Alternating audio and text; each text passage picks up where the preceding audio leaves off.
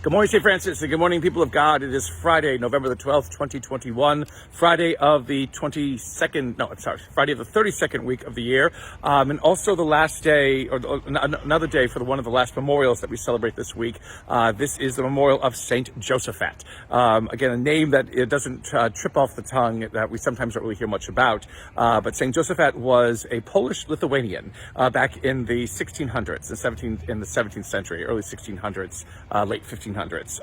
And he became a monk and then became a bishop and in what was Poland, Lithuania, at that time one country that was seeking to have union again with Rome after the great split between the Eastern and Western churches. However, while that may have been welcomed by some people, it was not welcomed by many of the Lithuanians. The Polish went into union with Rome, but the Lithuanians refused to do so, and unfortunately Josaphat was murdered by a mob because of his stance of union with Rome. And so again, another terrible, awful sign that what division, even in faith, can lead to, and why again Jesus is preaching of unity, Jesus of command of unity, of loving one another, must be listened to, must be obeyed beyond all costs.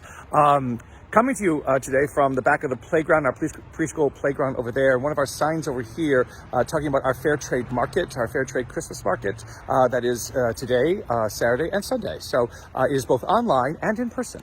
So if you want to find alternative Christmas gifts, something interesting, something amazing, come to our Fair Trade Market today. So in Fellowship Hall. Our readings today, we are looking still at wisdom, the last part of wisdom.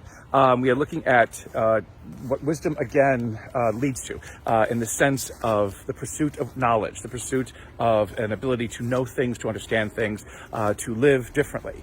What wisdom, though, cautions us against, though, is sometimes the understanding that what we learn becomes more important than the wisdom that opens our minds, and that sometimes we can use what we learn and the wisdom that comes with that for our own gain, for our own selfish purposes.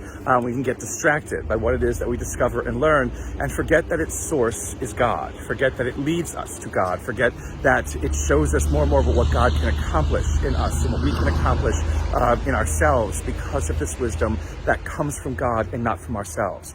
The humility that must be carried when we understand the working of wisdom in our lives is just as important as what wisdom allows us to discover and allows us to live in this life. To sacrifice one for the other is not an act of wisdom, but becomes an act, of self-pursuit, an act of self-involvement, an act of the ego that does not allow us to see the work of God in our midst. With that, again, what we've been doing all this past week, although we've had bumps in the road with different memorials and things like that, is looking at the proclamations of the end times, the foreshadowing of the end times that come within all of the Gospels. And in Luke's Gospel, particularly, Jesus, again, gives a whole bunch of varieties of what the end of time will be like. Today's is filled with bunches of puzzles and puzzles and puzzles. It is the kind of the origin of this understanding of rapture and what we think rapture means, that basically a few are taken and then the left are left here basically to battle demons or whatever it is. It's wonderful theater, it's wonderful for movies and television programs, and fortunately it's wonderful for some branches of Christianity, but it is not what we understand any of this to be. A God who picks and chooses, a God basically who says you're in and you're out, a God basically who causes division within God's self. Again, it's not the God who Jesus reveals. He does, again, though, present this whole understanding, again, of people taking in one left, of all these other kinds of things, and again, and where they're taken to, he doesn't really say, and it becomes a puzzle within all of this. What's important to know is that we don't read snippets of Scripture by themselves alone. We have to read Scripture always in the whole context in which it is written.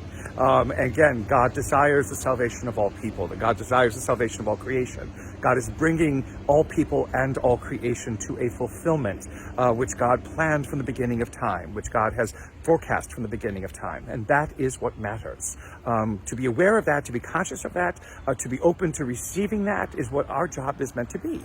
To be able to understand, where is the fulfillment happening in our midst? Where is God at work in our midst, bringing to completion what God began and ending a lot of the pain and the hurt and the sorrow that we experience in this life? To be witnesses to that, is an opening of the end times for us.